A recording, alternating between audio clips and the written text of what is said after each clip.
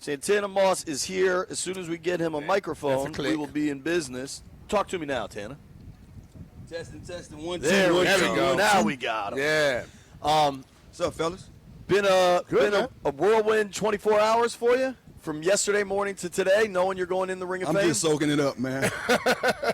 Honestly,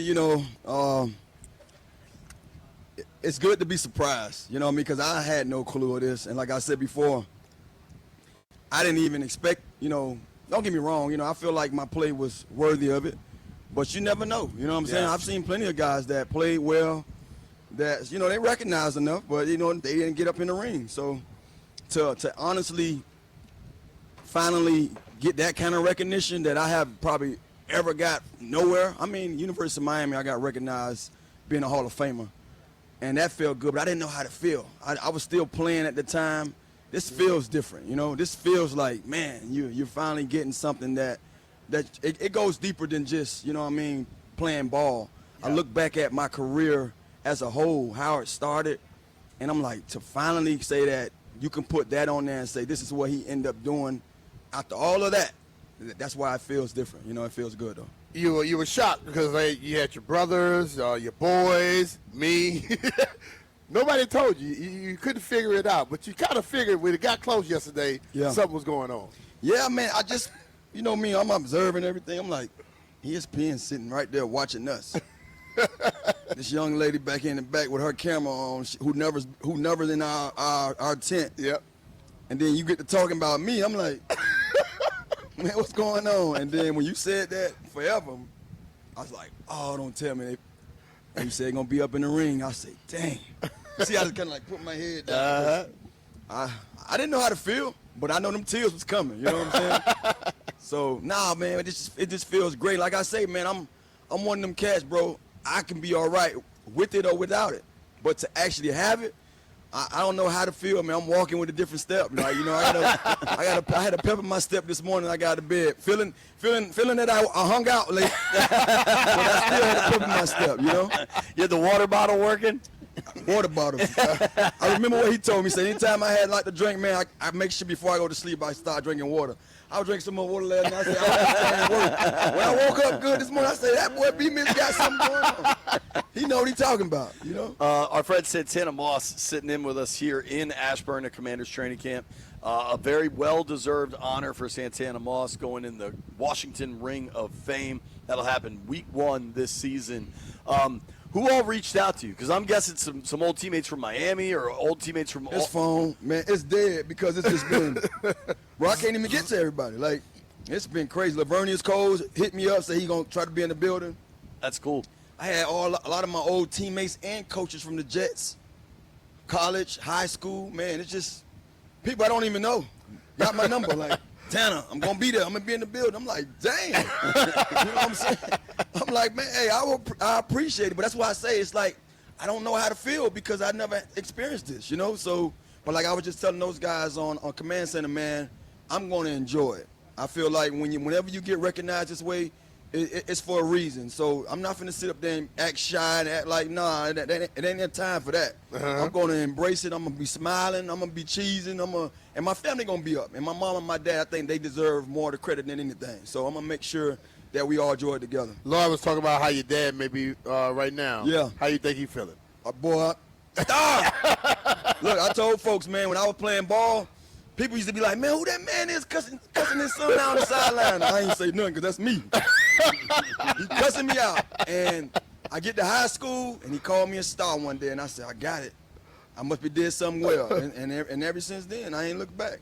But that you don't know how that feels to a kid to be called something that, that's all you want. You want your parents to appreciate what you're doing and to give you that, I guess you could say that extra motivation to want to be out there and be great at it.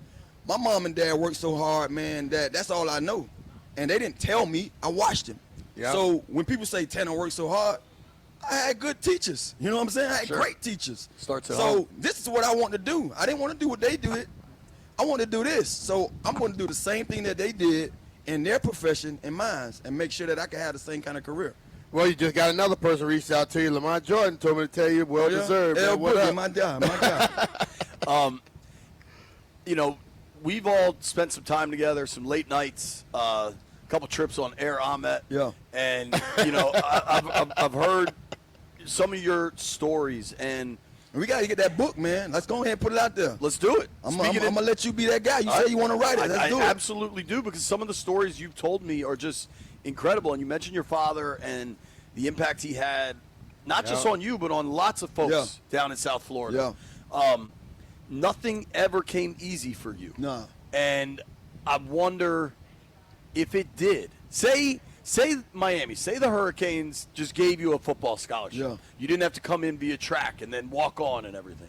Do you ever wonder if there was a different break if you'd be in the same spot? You know what? That's a great question, but I'm going to tell you like this. Being that I had other scholarships for football, other places, I could have easily just went on and said, I want to experience it that way. What made me do it in Miami is because, one, I just didn't want to go away from home. I didn't want to go to the cold. So I honestly put myself in that pressure. I didn't have to go out there and say, I'm going to be a walk-on. I did it because, you know how we say you can't get everything your way? Mm-hmm. I said to myself, that's how my life been. I get one thing, but I gotta go around, above, beyond to get it. Mm-hmm. My friend get it just off the rip.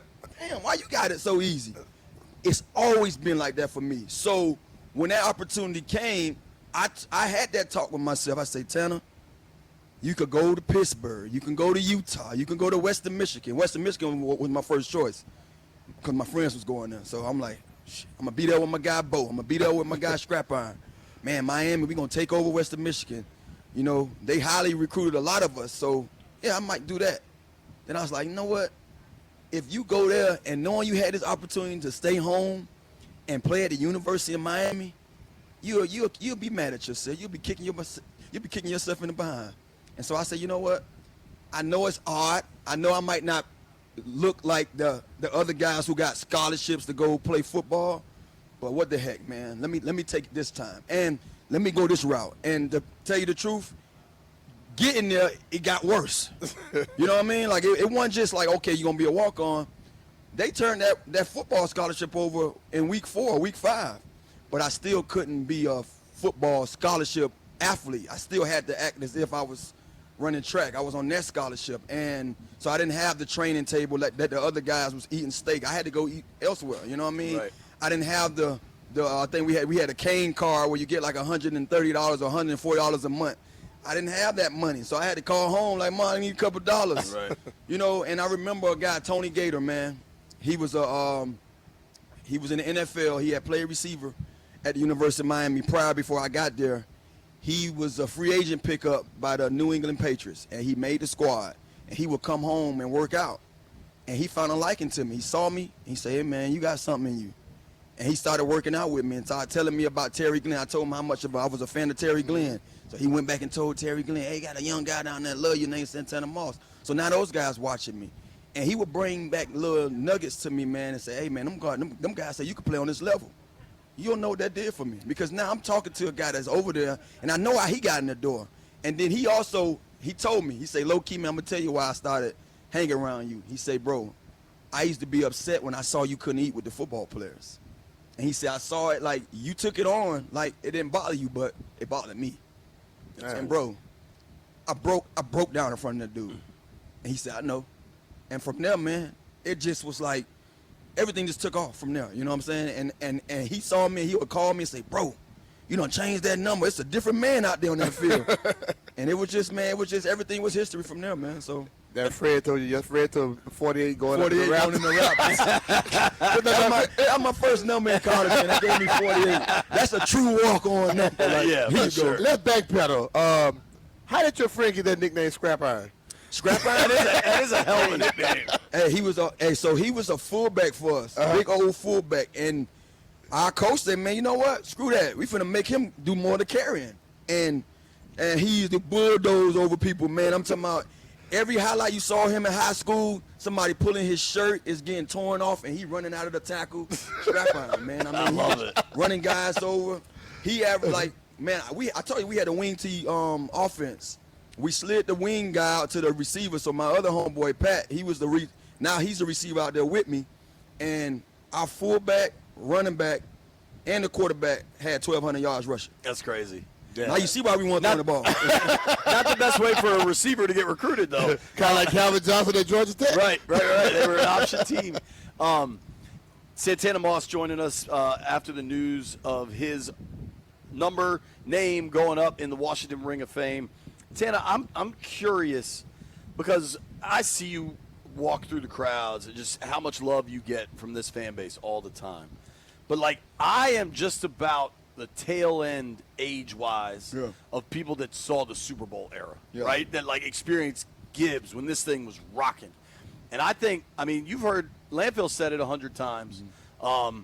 Remember Pete that we all used to work with? He's told me 100 times. For younger fans, if you're 35, if you're 30, if you're 25, you are so many people's favorite player during what were some tough times, but you always toughed it out, always performed well, and always did right by the fans. What does it mean for you to be so beloved by that younger generation of I Burgundy tell you, Gold man, fans?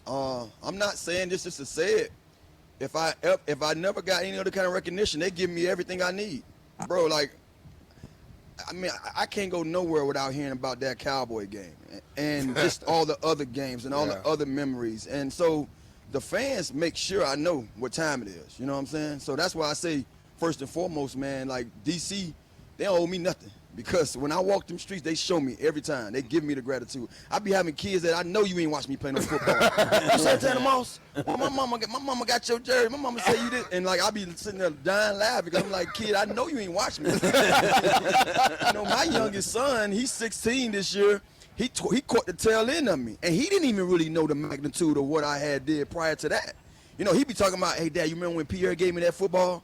He remember that. And I'm like, boy, he don't even. And so his older brother and sister be like, man, you missed some years, man. You missed a lot of years. And he be like, man, shut up. Like, he don't care, but he see the highlights. You know, they get to go to YouTube and see all that stuff. So it's like now he's playing receiver down there at Sunset High down in Miami, and you know this is going to be his real first year of football of high school football. You know, 9th grade he couldn't play because he had jumper's knee.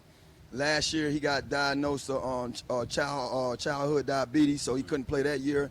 So this is the year. So I'm hoping and I'm praying that it gets off to a good start, you know, for him, because I know he wants it real bad.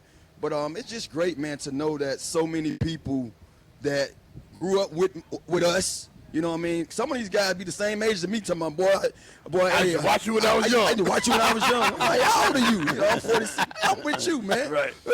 But it just feels good, man, just to know that I was one of those guys that they can say, that's who I have memories of. When I watched football, it was Santana Moss. It was a guy like Santana. It was number 89. Man, 8 to the 9, That's it, Tana man. I remember, I mean, you know, because you and I are about the same age. Yeah. And I would be coming to games. I was long before I had this job or any of this. And I'd just be, you know, the drunk guy in the upper decks. And when it got to be around Christmas time and you'd make a first down or whatever and you'd hit it, I'd always yell, Santana Claus! Yes, Lord. Is there like a favorite moment, favorite memory? I'm sure there's a ton of them, so maybe it's hard to pick one. I got a lot, but I think the one that I hold near and dear is that Jacksonville game, man. That Christmas Eve game, too, 2005, I'm a big-time giver, so Christmas is like, you know, it's like, boy, I had so many people up, and I was giving presents. Santana Claus. You know what I'm saying? I'm looking forward to making the other people. I'm always the one that want to make everybody else's day. You know what I mean? So Christmas is big. That's when I show, and I express a lot, you know, Christmas time. So I had all my cousins and friends and family up. So to have that kind of performance on Christmas Eve, bro, you just know how my house was. It was rocking. You know what I mean? I bet. It was a big moment. But that Jacksonville game in 06, man, to grow up in Miami, and I remember when Jacksonville became a franchise, to see the whole evolution of Jacksonville with Mark Brunell as the quarterback, Jimmy Smith, Keenan McCardell. They were balling. I watched them, Fred Taylor at running back. I watched them, man, and I would have never thought in a million years that I'd be beating Jacksonville the way we beat them that night with Mark Brunell throwing me the football.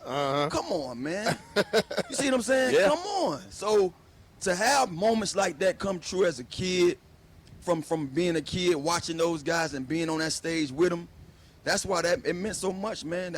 And you got to think about it.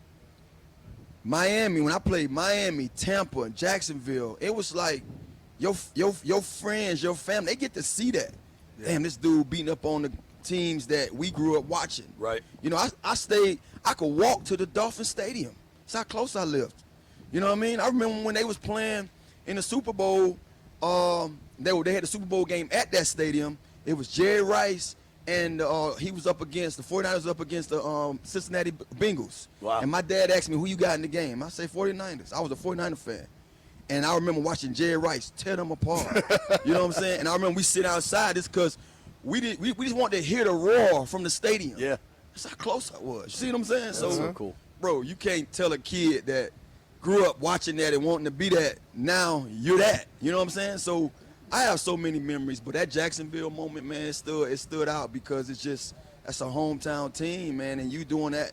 And I had so many fans, I mean, my bad, not fans, but friends that live in Jacksonville. So every time we would come and play them during the preseason, they would come and see me, you know what I mean, or Tampa, they would come and come to the hotel and holler at me. So I knew they was front and center watching that game back at home. That's so cool. So when you finally see the cover come off and you see your name up there, will any tears come out? Oh, my God. Don't talk about it now. I'm about to cry now. Come on now. Damn, I'm trying to go home not crying again, man. Did you cry, man? Oh, yeah. I was trying my best to hold it. I know it is. And then like you hold it, and then you wink, and then you can't stop it. I'm going to have my towel, bro. I'm going to cry. I don't care. Boo-hoo, man. I'm going to boo-hoo. I'm going to let it out. There you go, baby. How many – I have people hitting me up. How many people have hit you up to get one of those Moss hats? Everybody and their mama. You hear me?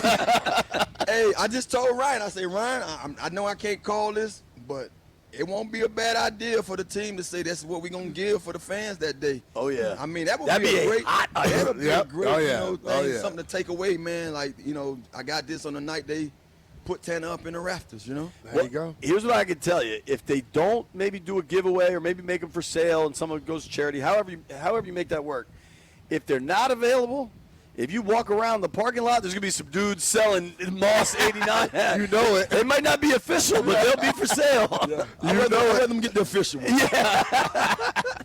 You know it's going to be selling.